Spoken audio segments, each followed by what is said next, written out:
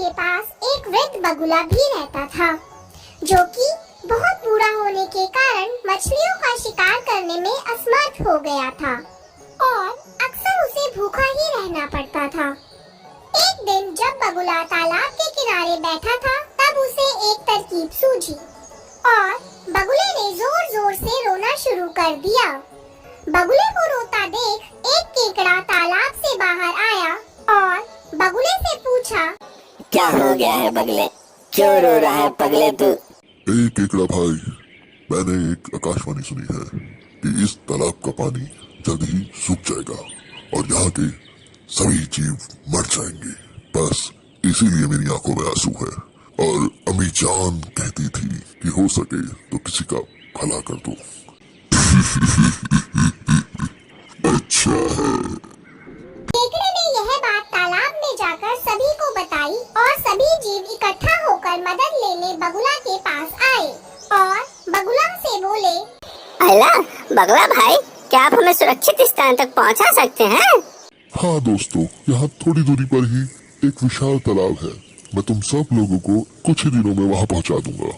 सभी जीव मान गए। बगुला एक एक करके मछलियों को ले जाता और उन्हें एक चट्टान पर ले जा करके खा जाता। अब बगुला बहुत खुश था, क्योंकि उसे बिना किसी मेहनत के उसका भोजन मिल रहा था। यह सब कुछ दिन चलता रहा। फिर एक दिन केकड़े की जाने की बारी आई।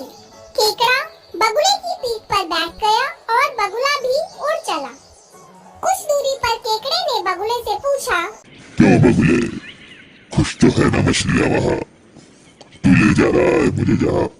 बगुला सोचने लगा कि अब इसे सब सच बता ही देता हूँ, क्योंकि इसे भी अब मैं खाने ही वाला हूँ। नहीं बच्चे, मैंने तो झूठ कहा था। ऐसा तो कोई तालाब है ही नहीं। और हाँ, जो मछलियाँ मैं ले गया था वो सारी मछलियाँ मेरे पेट में खुश है और अब तू भी वहीं जाने वाला है। केकड़े ने सोचा, यदि यह दुष्ट बगुला जीवित रहा तो उसका और तालाब के सभी जीवों का जीवन संकट में आ जाएगा।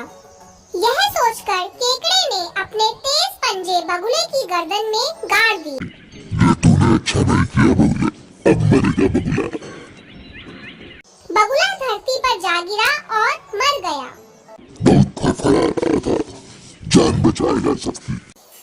केकड़े ने यह सारी बात वापस तालाब पर जाकर सभी जीवों को बताई। सभी जीवों ने समझदार केकड़े की प्रशंसा की।